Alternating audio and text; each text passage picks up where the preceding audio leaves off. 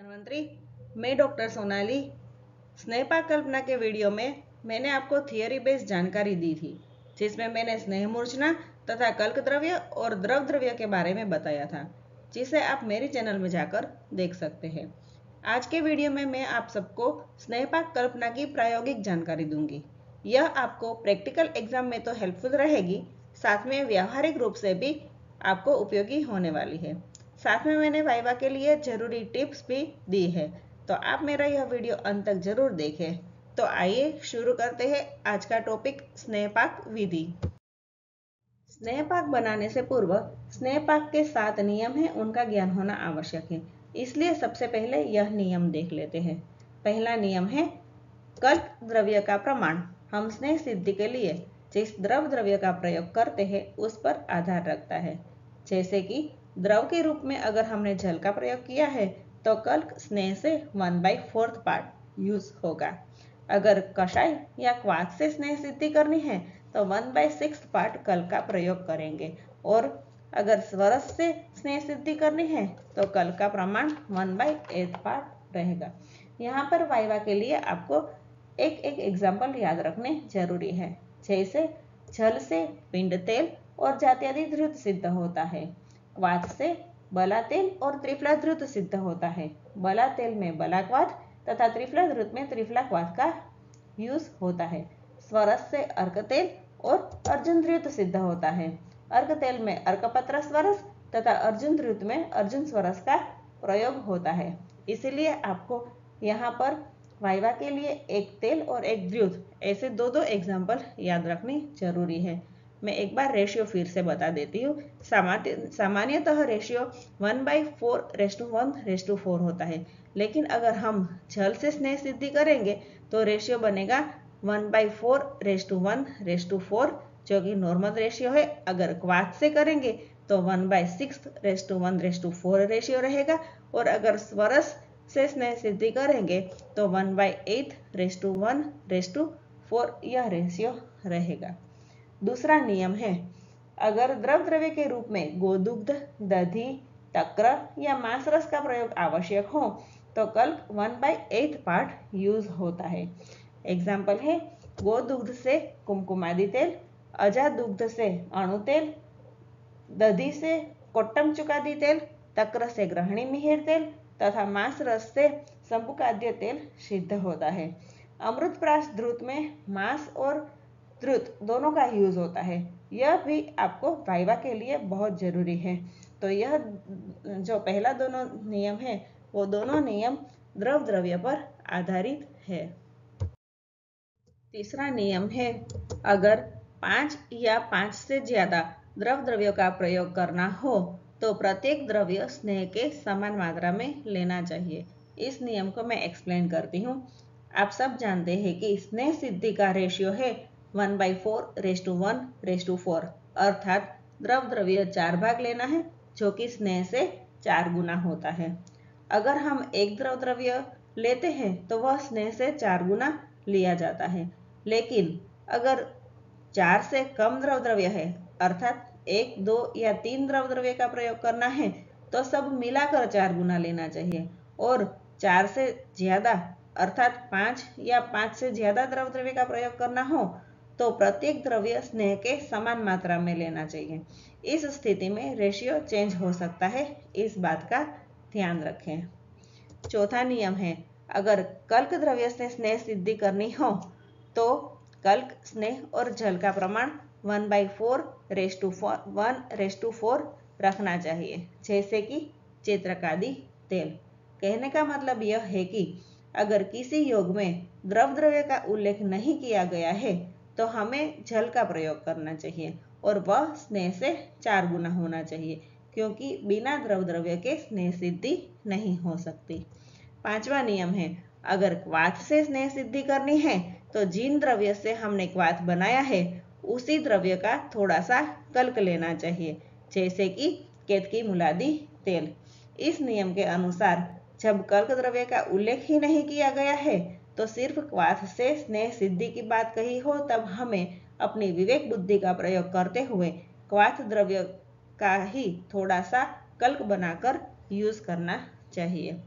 छठा नियम है, अगर कल्प का उल्लेख नहीं किया गया हो तो कल्प के बिना ही स्नेह सिद्ध करना चाहिए।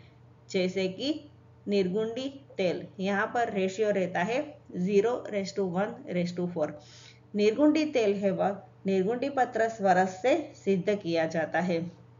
यहाँ पर स्वरस का यूज होता है, इसलिए हम निर्गुंडी कल्प का प्रयोग नहीं करेंगे, सिर्फ स्वरस और स्नेह से ही निर्गुंडी तेल बनाएंगे।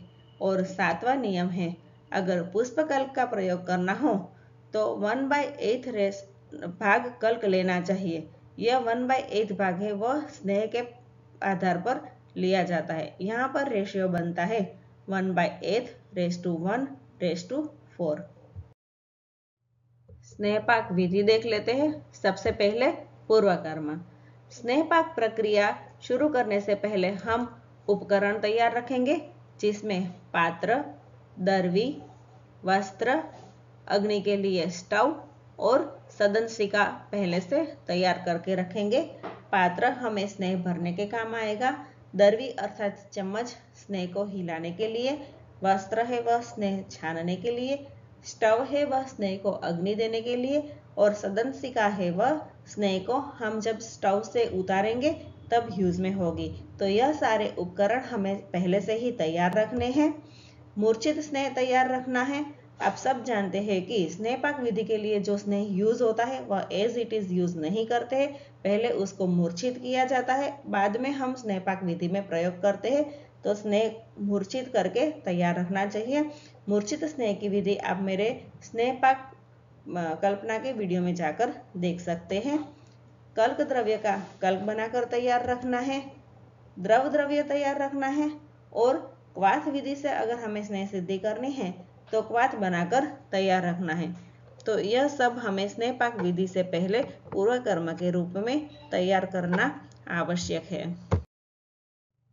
पूर्व कर्म के बाद प्रधान कर्म, जिसमें स्नेह द्रव्य में कल्क द्रव्य और द्रव द्रव्य मिलाकर अग्नि संयोग देना है, जिससे हमें संस्कारित स्नेह प्राप्त होता है। लेकिन यह प्रक्रिया इतनी इजी भी नहीं है। सबसे पहले हमें कढ़ाई में 1 भाग औषधि कल्क लेना है, उसमें 4 भाग द्रुत या तेल मिलाना है और 16 भाग द्रव द्रव्य मिलाना है।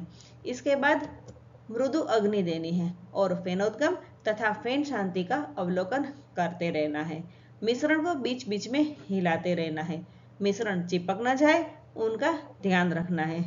जब सबसे पहले मृदु अग्नि दी थी, वह मृदु अग्नि का प्रमाण हमें धीरे धीरे बढ़ाना है और योग्य पाक होने के बाद अग्नि संपर्क बंद करना। योग्य पाक का मतलब है मृदु पाक, मध्यम पाक या खर पाक। हमें स्नेह सिद्ध के प्रयोग के आधार पर जिस प्रकार का स्नेह पाक चाहिए उस प्रकार का स्नेह सिद्ध होने तक अग्नि संपर्क देना है, उसके बाद अग्नि संपर्क बंद करना है। प्रसंगोपात हम देख लेते हैं कि मृदु पाक, मध्यम पाक और खर पाक के लक्षण क्या है। मृदु पाक में कल्क रसयुक्त तथा मृदु रहता है और स्नेह पाक द्रवांश युक्त रहता है। मध्यम पाक में कल्क द्रव्य निर्लेपत्व तथा मृदु होता है और स्नेह पाक द्रवांश रहित होता है, तथा खर पाक में कल्क गुरु तथा कृष्ण वर्ण का विशद और खर होता है तथा स्नेह पाक द्रवांश रहित रहता है। अगर मृदु पाक से कम अग्नि दी जाए तो आम पाक बनता है, जो अति मृदु गुरुपाकी और जठराग्नि को मंद करता है और थोड़े दिन बाद चिकना हो जाता है। अगर खर पाक से ज्यादा अग्नि दे दी जाए तो दग्ध पाक बनता है, जो कठिन, निर्वीर्य, दाहकर और कृमिकर होता है। आम पाक और दग्ध पाक नहीं होना चाहिए, ये दोनों पाक निषिद्ध है, जिसका प्रयोग नहीं होता है। इसीलिए स्नेह पाक करते समय आम पाक और दग्ध पाक न हो जाए, उसका खास ध्यान रखना चाहिए। नेक्स्ट स्टेप है सम्यक स्नेह की परीक्षा। पहली परीक्षा है स्नेह पाक तैयार होने पर नि शब्द बनता है। स्टार्टिंग में स्नेह को अग्नि पर रखने से चट चट आवाज आती है, लेकिन जैसे जैसे स्नेह सिद्ध होने लगता है यह आवाज भी कम होने लगती है और अंत में स्नेह सिद्ध होने पर नि शब्द बन जाता है। दूसरी परीक्षा है स्नेह कल्क से अलग होकर स्वच्छ दिखने लगता है। शुरू में कल्क, स्नेह और द्रव द्रव्य तीनों मिलाते हैं, तब मिश्रण है वह ब्लैकिश या ब्राउनिश हो जाता है, लेकिन स्नेह सिद्ध होने पर स्नेह स्वच्छ दिखने लगता है। तीसरी परीक्षा है औषधि द्रव्य के गंध, वर्ण और रस स्नेह में आ जाते हैं। चौथी परीक्षा है कल्क को उंगली में दबाने पर चिपकता नहीं है और न ज्यादा मृदु या न ज्यादा कठिन लगता है। पांचवी परीक्षा है कल्क को उंगली और अंगुष्ठ के बीच में रखकर वर्ती बना सकते हैं। यह मुख्य परीक्षा है, इसको याद रखना जरूरी है। छठी परीक्षा है कल्क या वर्ती को अग्नि में डालने पर कोई आवाज नहीं आती है और जलने लगता है तथा जलने की बदबू आने लगती है। और सातवीं परीक्षा है तेल सिद्ध होने पर फेनोद्गम होता है तथा द्रुत सिद्ध होने पर फेन शांति होती है। वाइवा के लिए यह पॉइंट बहुत इंपॉर्टेंट है। काफी बार पूछते हैं कि फेनोद्गम कब होता है और फेन शांति कब होती है। तेल सिद्ध होने पर फेनोद्गम होता है और द्रुत सिद्ध होने पर फेन शांति होती है। अब यह परीक्षा का हेतु देखते हैं। पहला है जलीयांश नहीं बचने का ज्ञान होता है, अर्थात हमने जो कल्क द्रव्य, स्नेह द्रव्य और द्रव द्रव्य मिलाकर स्नेह पाक किया है उसमें द्रव द्रव्य का प्रमाण में जलीयांश नहीं बचा है, इसका ज्ञान हमें यह सम्यक स्नेह की परीक्षा से होता है। दूसरा है औषधि द्रव्य के विलीन होने की जानकारी मिलती है, जो कि हमें रस, गंध और रूप से पता चलता है। तीसरा है अग्नि संयोग और औषधि द्रव्य का स्नेह में गुणांतरादान हो चुका है, यह जानने के लिए भी यह परीक्षा आवश्यक है। आगे देखते हैं स्नेहपाक सिद्धि के लक्षण। वर्तिवत् स्नेह कल्कः स्यात् अंगुल्या विमर्दितः शब्दहीनो अग्नि निक्षिप्तः स्नेहः सिद्धो भवेत् तदा यदा फेनोद्गमस्तेले फेन शांतिश्च सर्षिभिः गंधवर्ण रसोत्पत्ति स्नेह सिद्धिस्तदा भवेत्।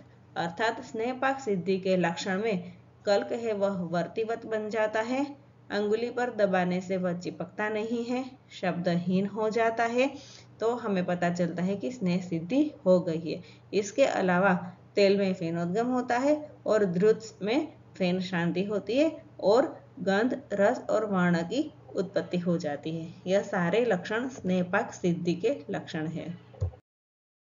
अंत में पश्चात कर्म देखते हैं। स्नेह सिद्ध होने के बाद सम्यक पाक की परीक्षा करते हैं और उसके बाद स्नेह को दूसरे पात्र में निकालकर ठंडा होने के बाद स्वच्छ वस्त्र से छानकर पात्र में भरकर सुरक्षित रख देते हैं। बोतल पर स्नेह का नाम, विधि, वजन, निर्माण तारीख इत्यादि लिखकर रख देते हैं। अगर योग्य सुगंध नहीं आई हो तो गंधपाक विधि या वासन संस्कार करते हैं। अब यह गंधपाक विधि क्या है वह भी हम देख लेते हैं। स्नेह में से थोड़ा सा स्नेह निकालकर उसमें सुगंधित द्रव्य जैसे केसर, कस्तूरी, अंबर इन सबको अच्छे से घोटकर समग्र से स्नेह में मिलाने से गंधपाक विधि होती है। अगर कर्पूर मिलाना हो तो गर्म स्नेह में डायरेक्टली हम कपूर को मिला सकते हैं। अगर काष्ठीय द्रव्य है तो मंदाग्नि में पकाकर मिलाना पड़ता है। हम एसेंस भी मिला सकते हैं। तो यह वासन संस्कार के बाद स्नेहपाक विधि पूर्ण होती है। मात्रा है एक पल या फिर बलाबल के आधार पर हम मात्रा चेंज भी कर सकते हैं। अनुपान है गर्म जल या यथावश्यक। गुणकर्म है वातशामक, ब्रूहण, रसायन और वाजीकरण तथा सवीर्यता अवधि सारंगधर के मत अनुसार 16 मास है तथा AFI के अनुसार द्रुत की सवीर्यता अवधि 2 साल और तेल की सवीर्यता अवधि 3 साल है। आगे प्रयोग देख लेते हैं। प्रयोग में सारंगधर, चरक, सुश्रुत और वाग्भट चारों के मत में थोड़ा अंतर है। सबसे पहले मृदुपाक देखते हैं। सारंगधर ने नस्य, चरक ने भी नस्य तथा वाग्भट ने नस्य क्रिया के लिए मृदुपाक का प्रयोग बताया है, जबकि सुश्रुत ने स्नेहपान के लिए मृदुपाक वाले स्नेह का प्रयोग बताया है। मध्यम पाक का देख लेते हैं। सारंगधर ने सर्वकर्म के लिए, चरक तथा वाग्भट ने स्नेहपान या बस्ती के लिए तथा सुश्रुत ने नस्य या अभ्यंग के लिए मध्यम पाक वाले स्नेह का प्रयोग बताया है। खर पाक देख लेते हैं। सारंगधर ने चारक ने तथा वाग्भट ने, तीनों ने अभ्यंग के लिए खरपाक का प्रयोग बताया है तथा सुश्रुत ने बस्ती और कर्णक पुराण के लिए खरपाक का प्रयोग बताया है। तो वाइवा के लिए आपको यह प्रयोग भी याद रखना आवश्यक है। मृदुपाक और खरपाक दोनों में सिर्फ सुश्रुत के मत में अंतर है। सुश्रुत ने क्रमशः पान और बस्ती तथा कर्णक पुराण बताया है, बाकी तीनों ने नस्य तथा अभ्यंग बताया है। और मध्यम पाक है वह सर्वकर्म के लिए उपयोग होता है, जो कि सारंगधर का मत है। चारक और वाग्भट ने पान तथा बस्ती बताया है और सुश्रुत ने नस्य तथा अभ्यंग बताया है। तो यह थी स्नेहपाक की संपूर्ण विधि। आशा करती हूँ आपको यह वीडियो प्रैक्टिकल एग्जाम के लिए उपयोगी होगा। आप अपना फीडबैक कमेंट सेक्शन में दे सकते हैं। अगर आपको मेरा यह वीडियो पसंद आया हो तो इसे लाइक करें, अपने दोस्तों के साथ शेयर करें तथा मेरी चैनल को सब्सक्राइब करें। Thank you so much.